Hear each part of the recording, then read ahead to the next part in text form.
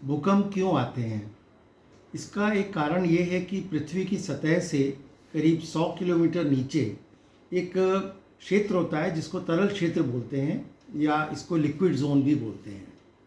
ये जो तरल क्षेत्र है ये विभिन्न प्लेटों में विभाजित है और गुरुत्वाकर्षण के प्रभाव से जब ये प्लेट्स चलती हैं तो वो एक भूकंप का एक उत्पत्ति का कारण बनती हैं। यही प्लेट्स का चलना यही ज्वालामुखी का निर्माण करता है और यही प्लेट्स का चलना ये पर्वतों का भी निर्माण करता है।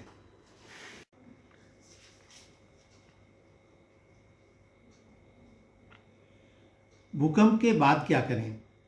भूकंप के बाद सबसे पहले तो आप घर से बाहर निकल ही चुके हैं और यदि घर के भीतर भी आपको रहना पड़ा किसी मजबूरीवश तो अपने मोबाइल पे पहले समाचार ढूंढें। उसी भूकंप की हो सकता है कुछ जानकारी उसमें आ गई हो या वो जानकारी आपको एफएम रेडियो पर भी मिल जाएगी कि भूकंप का तीव्रता का क्षेत्र कहाँ पे है और आपके नगर आपके घर से वो भूकंप की तीव्रता आपको किस हद तक प्रभावित कर सकती है। यदि आप समुद्र के पास हैं तो आप किसी भी हालत में समुद्र के नज़दीक ना जाएं क्योंकि भूकंप के दौरान ऊंची ऊंची लहरें समुद्र में आ सकती हैं जो कि आपको नुकसान पहुंचा सकती हैं। एक बात और आपको याद रखनी चाहिए कि जब भी कोई भूकंप आता है तो भूकंप के बाद छोटे छोटे झटके भी आते हैं जिसे लघु भूकंप कहते हैं या आफ्टर शॉक्स भी कहते हैं। उस दौरान भी आपको कुछ झटके महसूस हो सकते हैं और वो आपको हानि भी पहुंचा सकते हैं, अतः आपको उसके प्रति भी सावधान रहना चाहिए। कभी कभी भूकंप के बाद या भूकंप के दौरान आग लगने की भी घटनाएं अक्सर देखी गई हैं।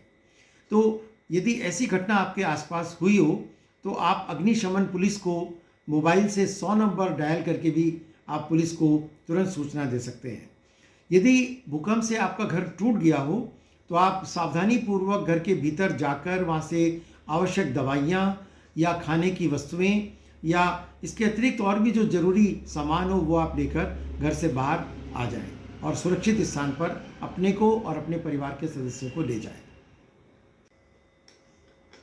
भूकंप के दौरान यदि आप वाहन चला रहे हैं, स्कूटर चला रहे हैं या कार चला रहे हैं और आपको महसूस हो गया आसपास देख के कि भूकंप आ रहा है तो आप पूरी कोशिश करें कि किसी भवन के पास अपना वाहन ना चलाएं और बिजली के तार यदि और खंभे यदि टूटे पड़े हैं तो उसके नज़दीक बिल्कुल ना जाएं।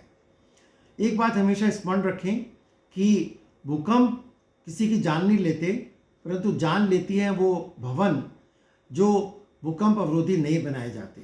इसलिए ध्यान रखें कि भूकंप ऐसे क्षेत्रों में जहां भूकंप बहुत आते हों अपने भवन निर्माण के समय उसको भूकंप अवरोधी बनाएं जिसकी लागत केवल 5% या अधिकतम 10% ही अतिरिक्त आती है।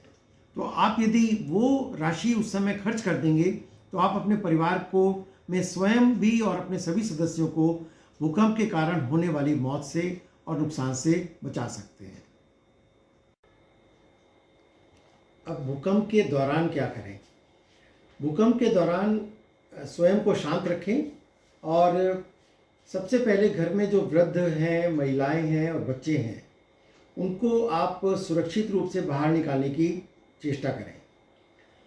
यदि आपके घर के बाहर कोई संकरी गली है, कोई गली की चौड़ाई बहुत कम है और ऊंचे ऊंचे भवन हैं दोनों तरफ, तो आप कोशिश करें कि गली में ना भागें और अपितु इसके स्थान पर यदि आपके घर के बहुत नज़दीक कोई खुला मैदान है या खुली जगह है आप वहाँ पे भागें और अपने घर के रिश्तेदारों को, खासतौर से वृद्धों को या जो मरीज़ हैं आपके घर में उनको लेकर भागें।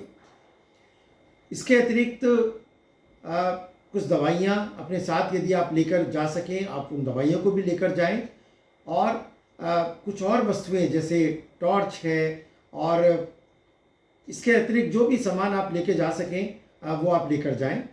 यदि आप बहुमंजिली इमारत में रह रहे हैं तो आप लिफ्ट का प्रयोग ना करें। इसके स्थान पर आप घर के भीतर चौखट के बीचों बीच खड़े हो जाएं या जो ऊंची मेज है डाइनिंग टेबल जैसे होती है आप उसके नीचे बैठ जाएं या पलंग के नीचे यदि आप बैठ सकें या जा सकें तो वो भी एक सुरक्षित स्थान है। घर में बाथरूम या जो भी छोटे से छोटा कमरा हो या स्टोर हो वो भी भूकंप की दृष्टि से एक सुरक्षित स्थान माना जाता है।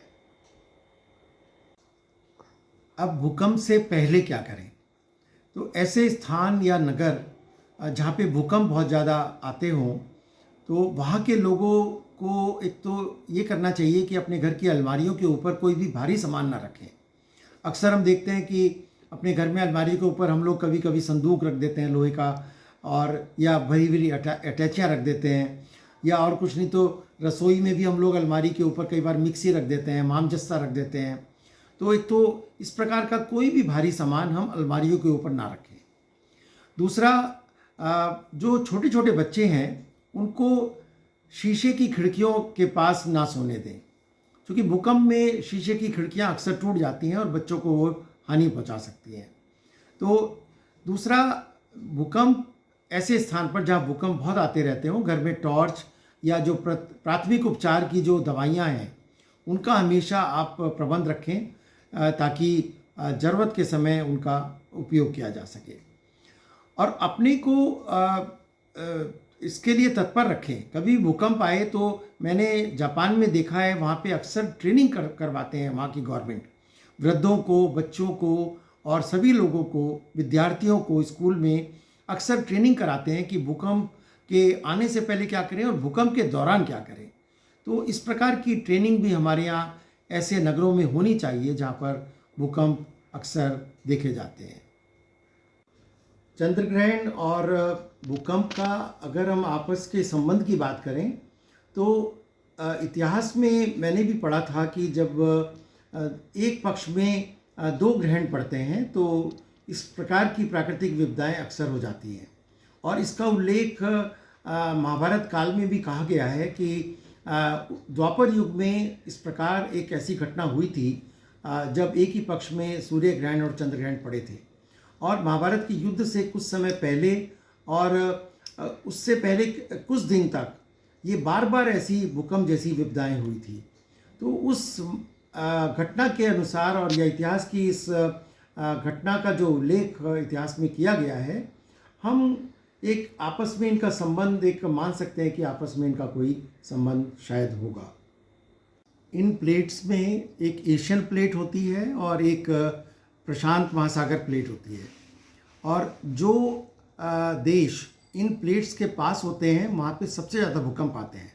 जापान उसका एक ज्वलंत उदाहरण है कि जापान के एक तरफ एशियन प्लेट है और दूसरी तरफ प्रशांत महासागर की प्लेट है, इसलिए वहाँ करीब 1500 भूकंप प्रतिवर्ष आते हैं।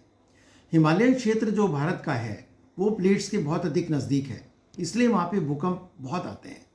और इसमें सबसे ज़्यादा जो प्रभावित राज्य हैं वो है उत्तराखंड, हिमाचल और उत्तर पूर्व क्षेत्र के जो हमारे राज्य हैं वो, और इसके अलावा कुछ जैसे बिहार है वहाँ पे काफ़ी आते हैं, या नेपाल में भी सर्वाधिक अब भूकंप देखे जा रहे हैं। तो ये वो स्थान है जो प्लेट्स के बहुत नज़दीक है। सबसे पहले इस स्टेशन पे थे उसके बाद स्टेशन से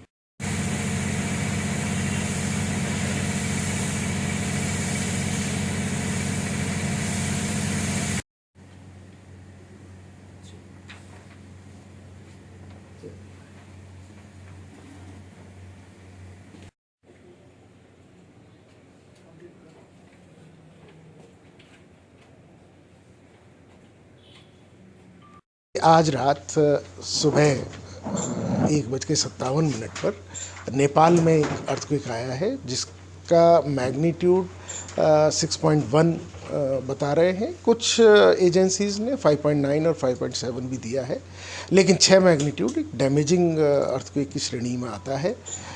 इसमें क्योंकि इसकी फोकल डेप्थ 10 से 15 के बीच में है, तो मुझे लगता है कि काफ़ी नुकसान वहाँ लोकल लोगों को हुआ होगा।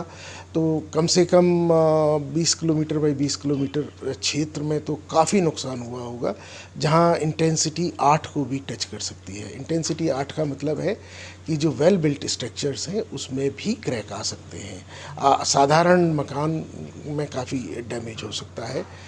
जान की भी हानि हो सकती है। अभी रिपोर्ट आनी शुरू हुई है, इसके बाद डैमेज सर्वे लोग करेंगे और उससे पता लगेगा। सर, छोटे छोटे भूकंप के झटके लगातार आ रहे हैं, इसी महीने 2-3 झटके आ चुके हैं, तो किस तरीके के संकेत आगे मिल रहे हैं सर?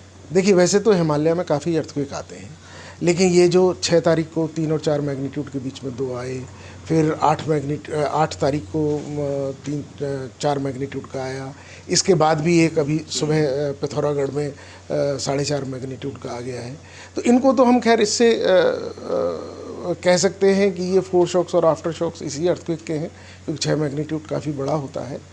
लेकिन हिमालय में तो अर्थक्वेक आते ही रहते हैं, और समय समय पर जितनी भी गवर्नमेंट और नॉन गवर्नमेंट एजेंसीज़ हैं वो लोगों को बताते रहते हैं कि आप अर्थक्वेक रेजिस्टेंट डिज़ाइन में जाइए, आप प्रिपेयर्डनेस करिए।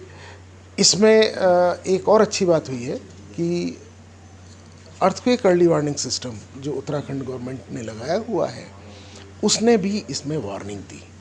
कई लोगों ने देहरादून में, रुड़की में, हरिद्वार में, जिन लोगों के पास भी वो मोबाइल ऐप था, वो बजा और उसने उनको सतर्क किया।